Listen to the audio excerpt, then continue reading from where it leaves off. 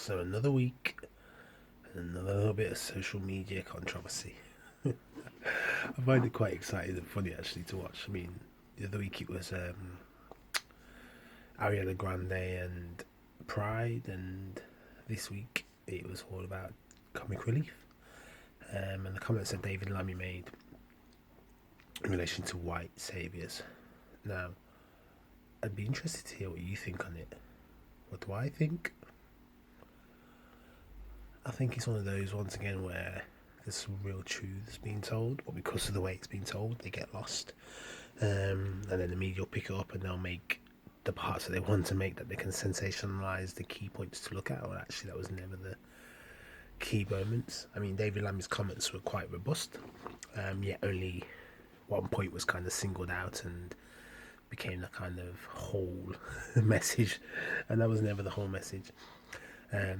But unfortunately, David Lammy did it in a provocative and, I think some could say, slightly passive aggressive way. So everyone's backs are going to get up and they are going to miss the point and they're not going to listen. And unfortunately, a message that had a lot of power then gets diluted. That's my opinion. But the truth still stands, and it's this, and it's really simple. Africa needs to stop being heralded as a second nation, because one, it is full of countries. It's not just Africa and that's it. There is so much going on in Africa, good, bad and ugly, the same as in the West, good, bad and ugly. And actually people need to recognise that that is all of Africa. Everywhere, lots of differences going on, lots of diversity going on, not just the same message. And that's what David Lammy's trying to kind of clearly portray to people, that this same message of suffering little black people who are second-rate citizens and don't have the intelligence or the knowledge or the drive or even just the ability to sort themselves out and sort out their own problems. That message is tired now. That message is old. It's boring, and it needs to change. That's the point he's trying to make, and I completely 100% stand behind him. And I've said it many, many times before.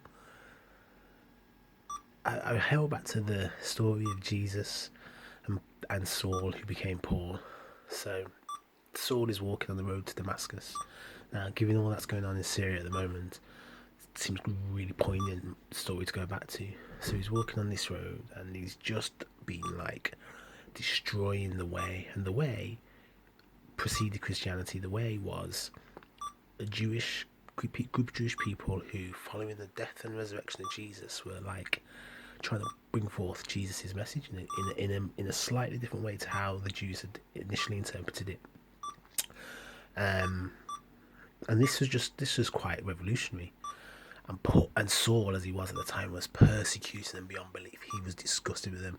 And then Jesus, Yeshua, met him on the road to Damascus and he said, "Why are you persecuting me?"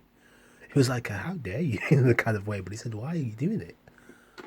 You listen to me and I will tell you now how life is going to be for you going forward."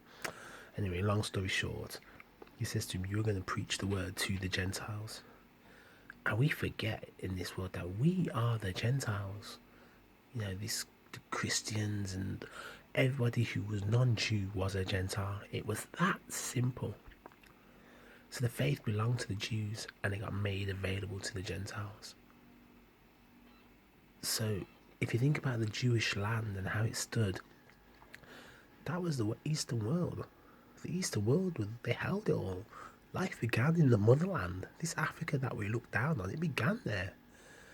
And that faith was being given to the Gentiles, who were not the first rate. They were getting it second hand from Jews.